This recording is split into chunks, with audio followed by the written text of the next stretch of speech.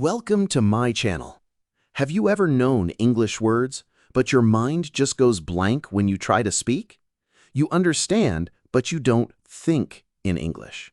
I had the same problem, but I trained my brain, and now I speak freely without translating. In this video, I'll tell you how I did it, step by step. Comment below. Do you still think in your native language when you try to speak English? Chapter 1. The day I realized my brain was stuck. I still remember that day. I was sitting in my English class. The teacher looked at me and smiled. She asked me a simple question in English. I had heard that question many times before. It was something like, "What do you like to eat?" But my mind, it went blank. I knew the words, I knew what they meant, but I could not speak. My brain was trying to translate from my language to English, but the sentence got lost in the middle. I felt hot. My hands were shaking. Everyone was looking at me. I wanted to say something, but no words came out. I looked down. I wished I could disappear. That night, I sat alone in my room. I felt like a failure. I thought, I study so much. I know many words, but I still can't speak. Why? I opened my notebook. It was full of vocabulary. I had written hundreds of words. Apple, book, chair, beautiful, quickly, slowly. So many words. But when it was time to speak, I could not use them. I looked at the page. I felt tired. I felt like giving up. But then something clicked in my mind. I realized the truth. My problem was not English. My problem was thinking. I was still thinking in my language. My brain did not speak English. It only tried to translate. And translation is slow. It breaks the flow. It kills the confidence. I thought, this has to change. I have to train my brain to think in English. Not just study it, not just read it, but live in it. That was the turning point. The moment I understood that learning English is not just about words and grammar. It's about how you think. It's about what language you use inside your head. That is where real fluency begins. And I decided from that day I would try to live in English, even if just for 1 minute, even if just one thought. I would train my brain like a muscle, one small thought at a time. I remember the next morning. I woke up, and usually I would think in my language. I need to get up. I am sleepy. I want tea. But this time, I tried to say it in English. It was slow, very slow. I said in my head, I wake up. I am sleepy. I want tea. It felt silly, but it also felt new. It was like walking for the first time. Strange, but exciting. At first, it was very hard. My brain did not want to change. It kept trying to go back to my old language. It was like a habit I couldn't break. But I didn't stop. I kept trying. One sentence, then another, then a third. I didn't care if it was perfect. I just wanted my brain to get used to English. I still remember the first time I thought a full sentence in English without translating. I was brushing my teeth, and I thought, I have to go to school today. I stopped. I smiled. I said it again. I have to go to school today. And I knew I didn't translate it. I just thought it. It was English, and it came directly from my brain. That moment gave me hope. It was small, but it was real. I knew if I could do one sentence today, I could do 2 tomorrow. I believed in myself again, not because I was perfect, but because I was changing. And that is more powerful than anything. Many learners give up because they think they are not good. But the truth is, they just haven't changed the way they think. I want you to know this. You don't need to be smart. You don't need to be perfect. You just need to train your brain. Slowly, gently, every day, One thought, one sentence, one step at a time. It starts with awareness. I looked at my thoughts and asked, what language am I thinking in? If it was my language, I tried to say it in English, even if it was wrong, even if it was slow. That is how I started. That is how I changed. I wasn't born thinking in English. I built it with small bricks, one sentence at a time. If you are still translating everything in your head, I understand you. I was there. I know the pain, the silence, the fear. But you can change. If I did it, you can too. And I will tell you how I trained my brain in the next chapter. Chapter 2. I stopped memorizing. I started thinking in pictures. When I first started learning English, I thought I needed to memorize everything. I had long lists of words. I wrote them again and again. I repeated them like a robot. I thought if I just memorized all the words, I could speak English. But I was wrong. I knew many words, but I couldn't use them when I needed them. The words were like pieces of a puzzle that didn't fit. I was missing something important. I was missing the connection between the word and the meaning. One day, I looked at a chair and I said, kursi. That was my native word. Then I told myself, wait, that's not English. So I tried to say chair, but I didn't feel the word. I just said it. It didn't feel natural. That's when I realized I was not thinking in English. I was only translating in my head. My brain was not learning meaning. It was learning matches, like apple equals seb, book equals kitab. It was like using a dictionary every second. And that made me slow, confused, and tired. So I changed. I started learning with pictures.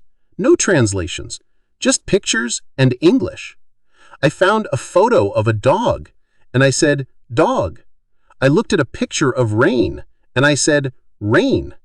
Slowly, my brain stopped using my native words. It started seeing the world in English. I was not saying rain means barsat. I was just feeling the meaning of rain directly in English. I made flashcards. On one side, I drew a simple picture. On the other side, I wrote the English word. I looked at the picture and said the word out loud. Then I made simple sentences. This is a dog. The rain is falling. These were not just words. They were living pictures in my mind. I was training my brain to stop translating. The big change came when I started using real things around me. I looked at my table and I said, table. I touched my cup and said, cup. I looked out the window and said, tree, sky, sun. Every object became a chance to speak English. It was like the world became my English book, and every room was a classroom. The more I did this, the more natural it became. My brain slowly got used to seeing and thinking at the same time. When I looked at my shoes, I didn't say jute. I said shoes, not because I forced it, but because it just came to me. That's when I knew my brain was changing. I used this method everywhere. In the kitchen, I said spoon, fork, plate. While walking, I said car, bus, shop, tree. At the park, I said children, dog, grass. I didn't speak loud all the time. Many times, I just whispered or spoke in my head, but I did it everywhere, and it worked because I was connecting meaning to English, not English to my language. This method also helped my memory. When I learned a word through a picture or real object, I remembered it longer. It became part of my real life. I didn't forget it the next day because it had feeling, it had color, it had sound. The word cat was not just 5 letters. It was a furry animal with a soft sound. My brain felt it. One time, I was looking at a flower. I said, flower, and then I added, this flower is red. I didn't translate anything. I just saw it and said it. And for the first time, I felt like I was living in English. That moment was small, but it changed everything for me. I understood the power of thinking in pictures. So if you are stuck in translation, try this. Stop using your native words. Look at real things. Say the English word. Make a simple sentence. Feel the meaning. Make it real. You don't need big grammar. You don't need long vocabulary lists. You just need your eyes, your voice, and your everyday life. The world around you is your biggest English teacher. You just need to see it that way. Use your room, your food, your walk to school. Everything is a chance to train your brain. And if you keep doing this every day, soon your brain will stop translating. It will start thinking in English. And that, my friend, is the moment when English becomes a part of you. Not something you study, but something you live. And that's what happened to me. I didn't just learn English. I started thinking in English, one picture at a time. Chapter 3. I trained my brain with micro-sentences. After I got used to tiny sentences, I wanted to go one step further. I didn't just want to know the name of a thing. I wanted to say something about it. Not long sentences, not difficult grammar, just small, easy English thoughts. That's when I discovered the power of micro-sentences, tiny thoughts, 3 or 4 words, very short but very strong. And those small sentences changed the way I thought in English. I remember waking up one day and saying, I am tired. Just that. 3 words, but it felt real. It felt natural. I didn't translate. I just felt it and said it. Then I added more. I want tea. The sun is bright. Today is cold. I said what I saw, what I felt, what I wanted, and every sentence helped my brain grow. I was not learning grammar. I was learning thinking in English. In the beginning, it was slow. I had to stop and think. Sometimes I said the words in the wrong order. Want I food? Or is rain falling? But I didn't care. I kept speaking. I repeated the right sentences. I fixed myself gently. I didn't get angry. I smiled and said, okay, let me try again. And slowly, those little thoughts became easier and faster. I made a list of the most common small sentences I could use. I am happy. She is nice. This is good. That is mine. It is raining. I like books. You are kind. I practiced these while walking, cleaning, waiting in line, or even brushing my teeth. Every moment was practice time.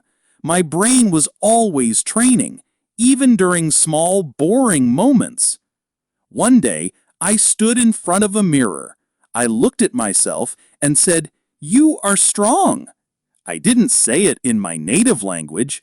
I said it in English. I believed it. I felt it. And it made me smile. I thought, wow, I am talking to myself in English, like it's my real voice. That moment gave me so much energy. It felt like I was becoming a new person, a person who lives in English. I want you to try this too. Start small. Make a tiny sentence. Say how you feel. I am tired. I am excited. I feel sad. Say what you see. The sky is blue. The food is hot. My hands are cold. Say what you do. I sit down. I eat now. I go home. These are your tools. These are your steps. They are not just words. They are your new English thoughts. The magic of micro-sentences is that they don't scare you. They are easy to say. They come fast.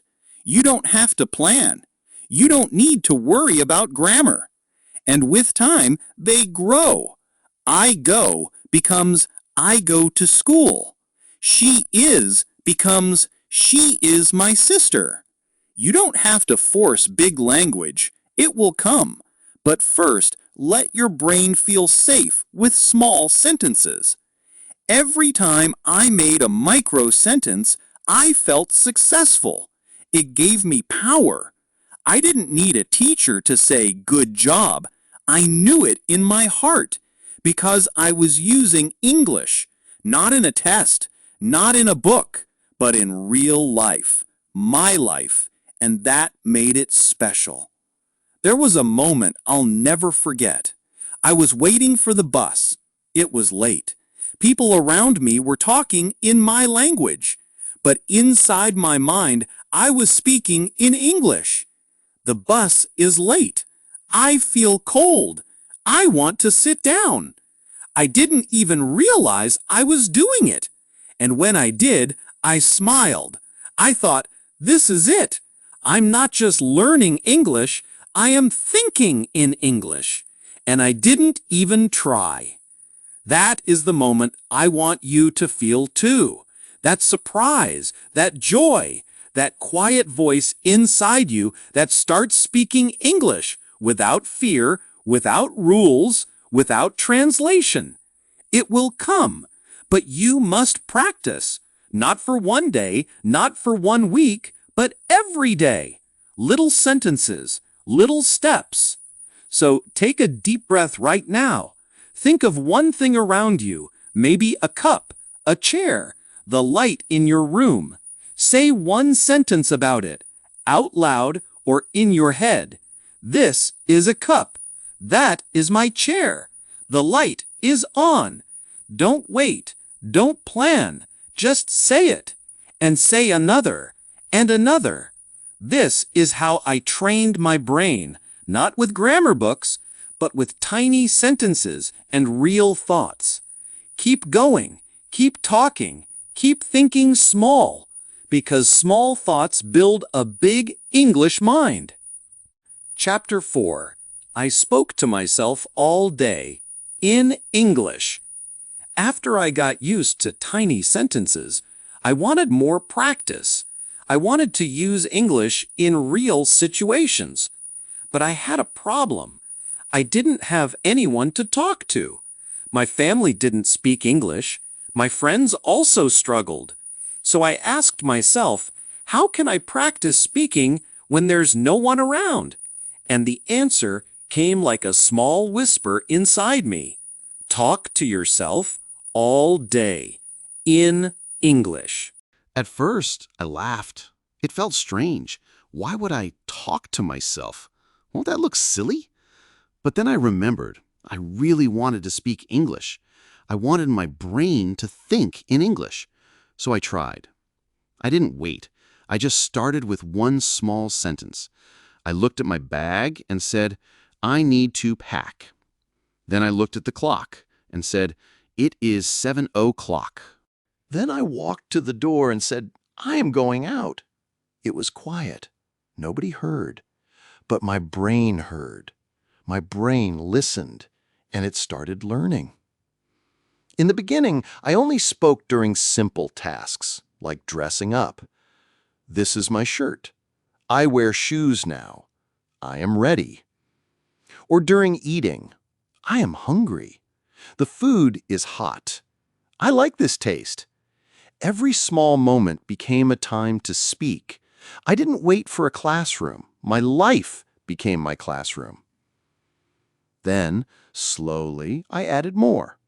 I looked at people walking by and said in my head, she looks happy. He is in a hurry. They are laughing.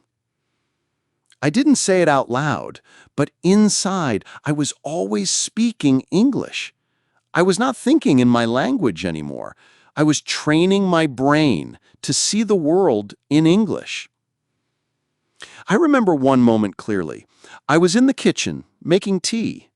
My hands were busy, but my mind was speaking. I boil water. Now I add tea. I wait. I drink. And then I paused. I realized I was not forcing it. I was not trying. The words were just coming. It felt natural. It felt right. I smiled because I knew this was working. When I didn't know a word, I didn't stop. I used what I had. If I didn't know knife, I said the sharp thing. If I didn't know socks, I said foot clothes. I found a way. I kept the English going, and later I would check the real word. But in the moment, I didn't break the flow. I stayed in English. That was the goal. I started to enjoy it. Talking to myself became fun. I was never bored. Standing in line, I talked. This line is long. I am tired. I hope it moves fast. Walking alone, I talked. The weather is nice. I see flowers. I feel good today. Waiting for a friend, I talked. She is late. I will wait here. Maybe she forgot. And every sentence made my brain stronger. Even at night, when I was in bed, I didn't stop. I spoke quietly to myself. Today was hard, but I learned a lot. I did my best. I will try again tomorrow.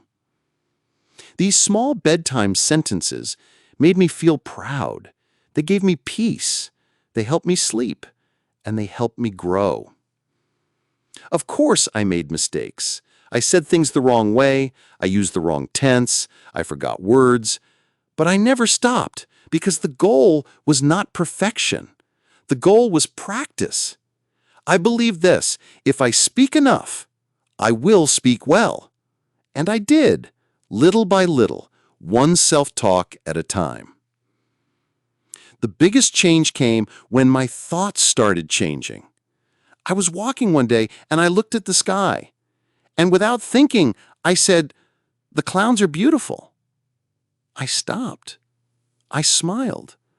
I didn't plan that sentence. I didn't translate it. It just came. And it came in English.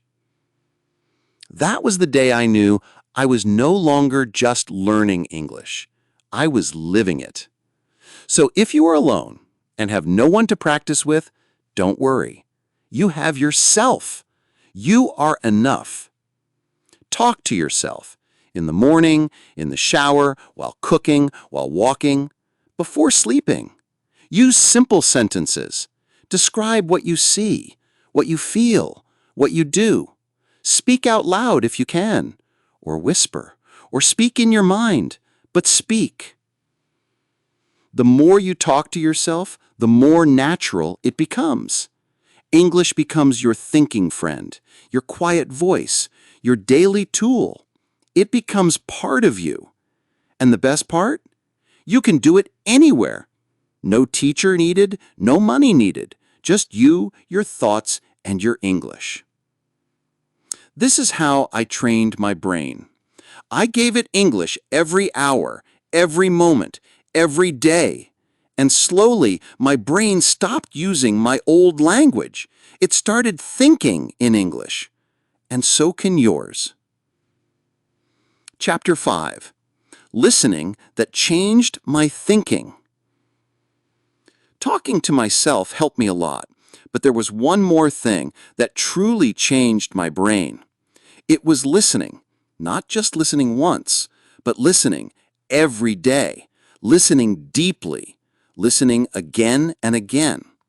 I did not know how powerful listening was until I started doing it the right way. It trained my brain without me even knowing. It made English feel natural, like water, like music. In the beginning, I listened to English songs. I didn't understand much, but I liked the rhythm. I liked the sound. I sang with the words even if I didn't know what they meant. And slowly I started to catch small things. I love you. Don't go. Be mine. These little phrases stayed in my mind. They were not from a book. They were from real English, and that made them easy to remember. Then I started watching cartoons in English.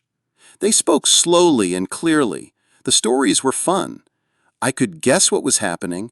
Even if I didn't understand every word, I followed the meaning. I watched one episode again and again. The first time I just watched. The second time, I listened more. The third time, I repeated some lines. It was like magic. The words became part of me. One cartoon character said, "What are you doing?" And I repeated it again and again. "What are you doing?" I said it while cooking, while walking, while looking at my phone. And now, it comes from my mouth without thinking. That's the power of listening and repeating. It teaches your brain without pain. I found short English videos for children. They were easy. They used simple words. The voice was slow. I listened every morning, even for just 5 minutes. I heard real English, spoken clearly, with feeling. And I learned to feel the meaning, not just understand the words. That changed everything. Then I tried something new. I listened to one short story every night. I closed my eyes. I didn't try to understand everything. I just listened, like music. I let the words come into my brain. I relaxed. I smiled. I felt safe. And when I woke up the next day, I remembered some words. I remembered the rhythm. I remembered the feeling. And that was enough. Later, I learned about shadowing. It means listening and repeating. First, I listened to a sentence. Then I paused the audio. I said the same sentence out loud. I tried to match the sound, the rhythm, the emotion. I felt like an actor. But this practice trained my ears and my mouth and my brain. I didn't need grammar books. I just needed my ears and my voice. I used headphones when I was walking. I listened while washing dishes. I listened while doing nothing. Even if I was tired, I played something easy. I didn't force myself to learn. I just lived with English sounds. I made English part of my day, not just something I studied. And that made all the difference. One day, I was talking with a friend. He said a sentence in English, and before I could think, I answered in English, without translating, without planning. The words just came. I was surprised. He was surprised. I felt proud because that was the result of listening. I had listened so much that English started living inside me. I want you to try this too. Don't wait until you feel ready. Start listening now. Find easy videos, fun cartoons, short stories, podcasts for beginners. Listen while doing other things. Let English become the background music of your life. Don't worry if you don't understand everything. Just listen and trust your brain. It is learning even when you don't notice. If you hear the same sentence 5 times, your brain will start remembering. If you hear it 10 times, your brain will start using it. That's how children learn. They listen, listen, and listen more. Then they speak. You can do the same. You don't need to be perfect. You just need to listen. Remember, listening is the doorway. When you hear English every day, your brain becomes friends with it. It stops being a stranger. It starts feeling like home. And soon, your thoughts will follow. Chapter 6. Mistakes that made me fluent. I want to tell you something very important, something most learners don't hear enough. Mistakes are not the enemy. Mistakes are the path. They are not bad. They are good. In fact, mistakes helped me become fluent. Mistakes trained my brain. Mistakes gave me courage. If I avoided mistakes, I would still be silent today. But I didn't avoid them. I welcomed them. And that changed everything. In the beginning, I was afraid. I didn't want to say the wrong thing. I didn't want to sound stupid. So I stayed quiet. Even when I knew the answer, I said nothing. Even when I had a thought, I kept it inside. And because of that fear, my brain stayed stuck. I didn't grow. I didn't improve. I only stayed safe. But safe didn't help me speak. One day, I decided to try.